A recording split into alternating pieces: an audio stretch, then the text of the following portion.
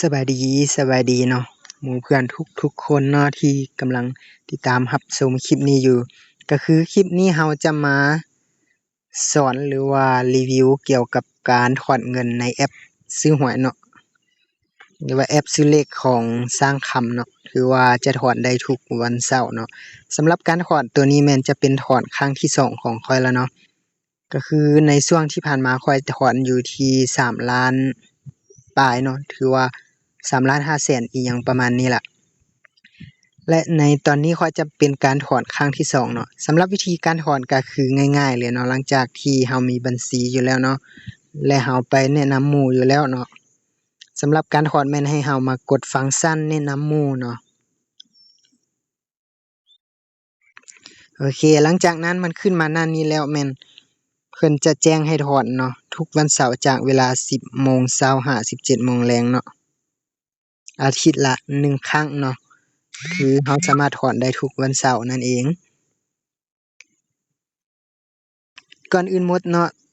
เราต้องมีการผูกบัญชีเนาะสำหรับผู้ใดที่ยังบ่ทันผูกบัญชีแม่นให้เข้าไปที่บัญชีผู้ใช้เนาะแล้วเรามากดเลขบัญชีรับเงินรางวัลเนาะตัวนี้ของข้อยคือข้อยจะผูกบัญชีไว้แล้วเนาะข้อยจะผูกให้ถอนเข้าบัญชี YouMoney ของเราเนาะหรือว่าไผที่อยากถอนเข้าบัญชีธนาคารเนาะแม่นผูกเข้าได้เลยแม่นสามารถถอนได้ทุกธนาคารสำหรับวิธีการถอนเงินแม่นให้กดเข้าฟังก์ชันแนะนำหมู่แล้วหลังจากนั้นเนาะมันจะเห็นขึ้นมาหน้านี้เนาะรายรับของเราจะมีอยู่ที่รายรับชั้นที่2และชั้นที่1สำหรับการถอนเงิน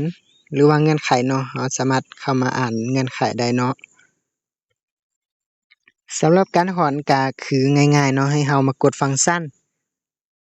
ที่ถอนเงินเนาะ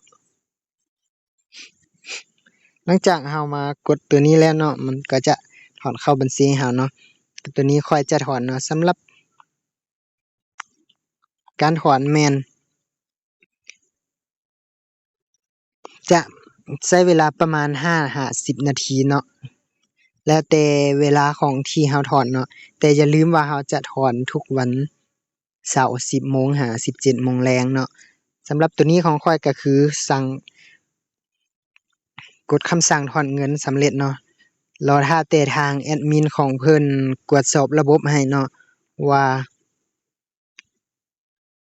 จะสำเร็จบ่หรือว่าจะผ่านหรือบ่ผ่านเนาะรอท่าทางแอดมินเพิ่นตรวจสอบบัญชีที่เราใช้ในการถอนเงินเนาะโอเคหลังจากที่เรากดถอนไปแล้วเนาะมันก็จะขึ้นเป็น00เลยแล้วหลังจากนั้นเรามาสามารถมาเบิ่งประวัติได้เนาะโอเคประวัติเนาะสำหรับตัวนี้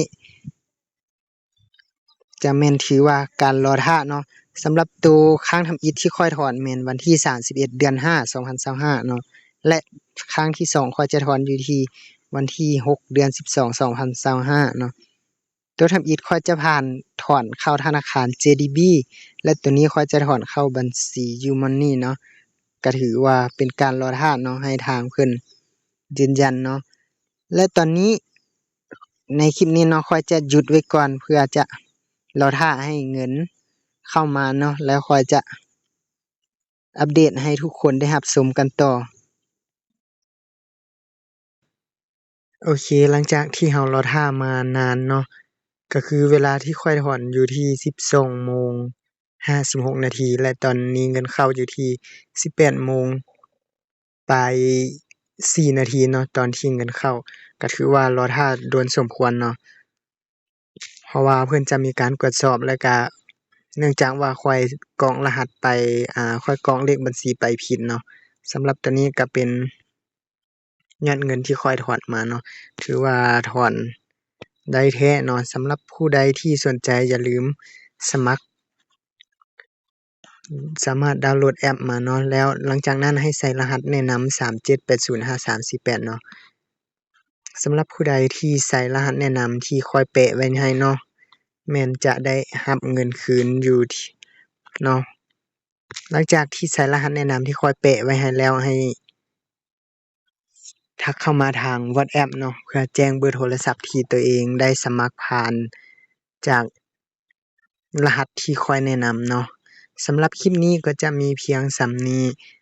ขอขอบใจสำหรับผู้ที่รับชมแต่ต้นจนจบสำหรับผู้ใดที่นำใช้แอปสร้างขำก็ขอให้โชคหมานเด้อโชคดีปีใหม่